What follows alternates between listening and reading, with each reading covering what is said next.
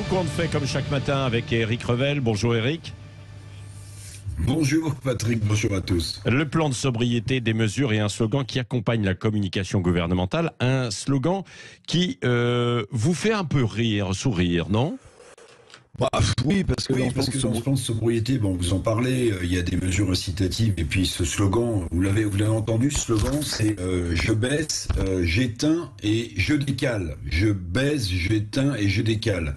Alors j'invente rien, hein, si vous ne savez pas que ce slogan accompagne une campagne de chasse au gaspillage, ben, vous comprenez rien. Je baisse, j'éteins et je décale. Ce slogan gouvernemental qui accompagne ce plan, pardon, mais nous prend pour des enfants qui entrent en grande section de maternelle. Cette infantilisation, alors je sais pas si elle me fait rire, mais elle m'agace un peu ce matin, Patrick, pour rien vous cacher. Infantilisation, tout de même, il faut bien que nous fassions collectivement, on le disait, des efforts pour moins consommer de l'énergie.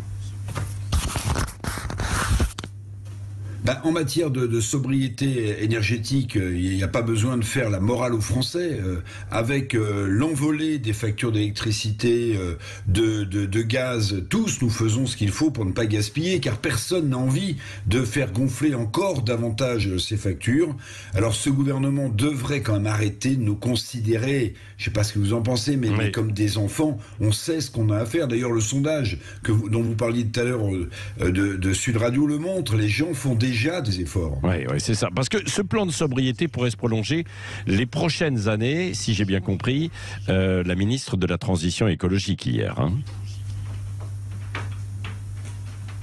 Vous n'avez pas loupé la sortie de la ministre Agnès Pannier-Runacher qui a dit clairement que ce plan de sobriété, cette sorte de plan de confinement énergétique qui ne dit pas son nom, que ce plan pour cet hiver 2002, oui, il serait prolongé les années prochaines. Alors Emmanuel Macron, c'est vrai, nous avait prévenu, hein, il avait signifié que le temps de l'abondance était fini.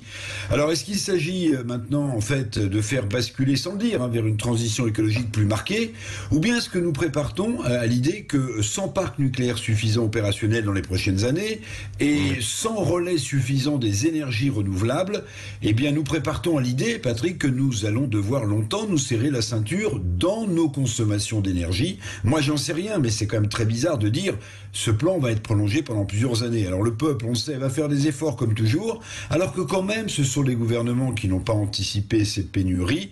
Je vous le répète, le slogan, il fallait que vous l'ayez en tête, je baisse, j'éteins, je décale. Il va falloir s'y faire, paraît-il. Oui, merci.